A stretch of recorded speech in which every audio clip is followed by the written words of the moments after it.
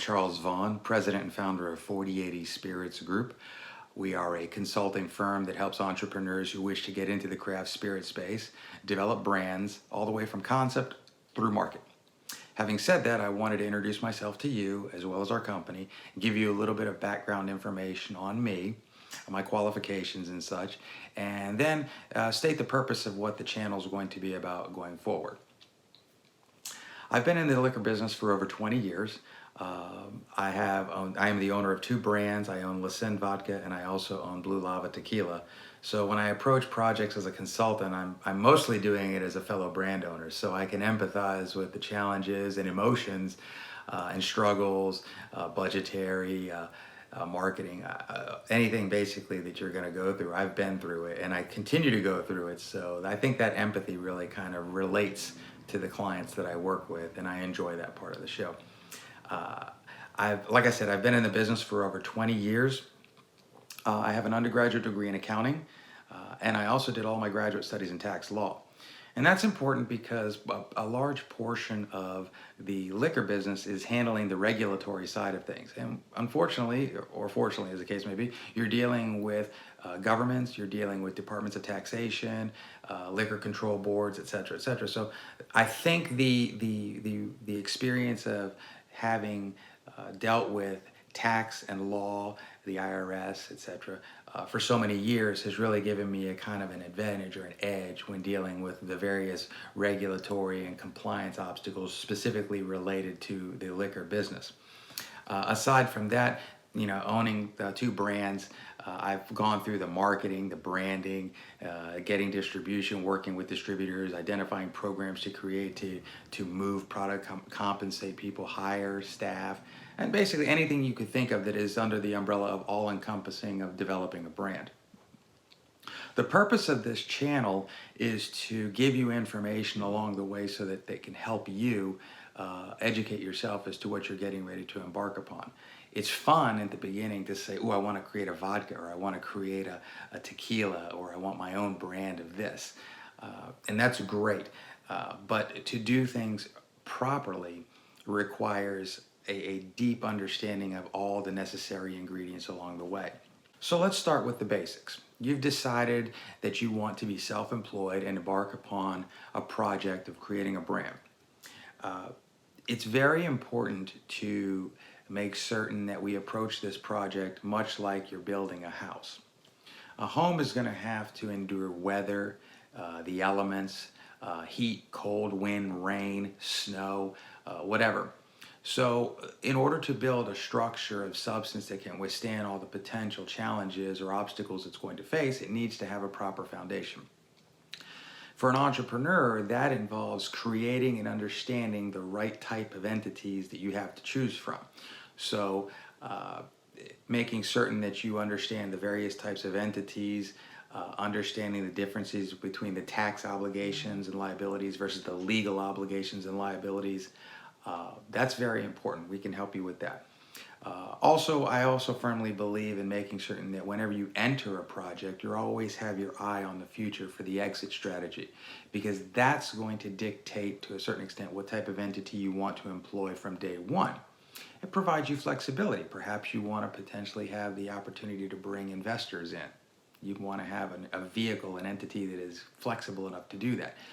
You may want to have a certain type of entity that allows you to maintain control of the day-to-day function, but bring somebody in with the money who particularly doesn't necessarily have the expertise in that area, but wants to protect his financial interests. So there are entities and various documents behind the scenes that can actually affect all of that.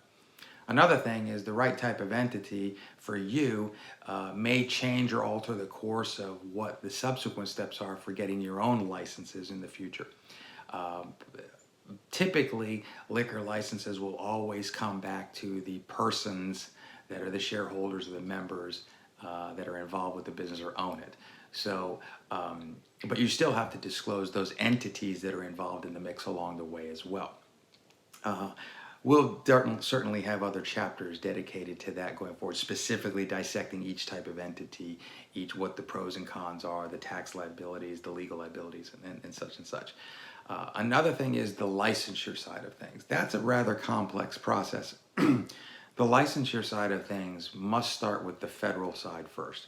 You can do some of the preliminary state paperwork, but unfortunately, you're not going to be able to file most of those until after you have the federal permits, because a component of the state permits is to send a copy of your federal permits that have been issued. So there's that. But there are some planning and some strategic things that we could be doing along the way to prep for that, so that we're not completely starting from zero once we get to the state side of things. Another thing that we'll have to deal with a lot is branding. Branding is something that is probably one of the most important things along the way. What brand name are we going to use? It's probably not going to be the very first one you think of, unfortunately. There has to be a series of searches to make sure the brand name is available, number one. And then, of course, there are other things. You're going to want to make sure that your social media handles are available, the URLs for the website are available. There are no other conflictive types of names that maybe would confuse the folks. That kind of would come out in a trademark search, but in the real world, what we call a common law search, where you basically just type it in Google and see what's out there that pops up in that, you're going to want to see what else is out there that potentially could conflict or confuse what's going on. And more importantly, keeping your eye on the prize of what you envision the end product to be, aesthetically, how it looks, how it's packaged, what price point it is, and relate that back to the brand name, so that whatever the brand that is that you're visualizing, there's consistency across the board, so that you don't have a $50 brand that has a $5 looking name. That's kind of the message of that at 50,000 feet. So to wrap this introductory video up, just to, like I said, to introduce myself to you and our firm, I want to tell you that starting a business is very exciting. And we're here to help you get from A to Z as quickly, as painlessly, and as thoroughly as possible. A lot of opportunities in the liquor space, especially if you have that next best idea for something really creative and unique. I'd love to hear about it. I'd love to help you build it. I'd love to help you get it to market, and then sit back and just watch you enjoy being in the space. Another part of this channel, we're going to talk about the lifestyle as a brand owner. The unique thing about being a brand owner in the liquor space is one of the marketing things that we have to do is a lot of events and experiential types of opportunities for consumers to come into contact with your brand. Not gonna lie, those are kind of fun to be a part of, whether they're parties in Las Vegas, New York, Miami, or even small towns in Tennessee, Arkansas, Oklahoma, Nebraska. You'd be surprised at the type of fun that a spirit brand can bring to a market. At the end of the day, we're all trying to find that something special, that something new and unique that the market and the consumers can get excited about and really gravitate and wrap their arms around. It's an exciting time. I think there's such a surge in craft spirits right now that I think that there's going to be plenty of opportunities for new brands to emerge and come to light. We're going to talk a lot about all the sales stuff, all the marketing stuff. That's almost an entire book in and of itself. But like I said, we're going to take each one of these topics from the foundation all the way through to activation and maintaining market and growing market share, episodic and chapter by chapter in this channel. In the meantime, if there are any questions you have, liquor.ceo@gmail.com. The email's in the description below.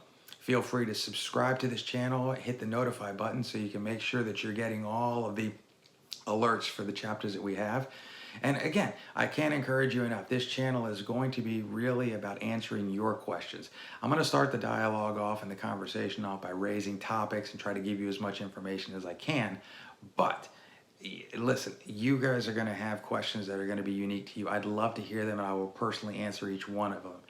And I'll even include them in the show bits and in the notes below as well. But feel free to reach out to me personally.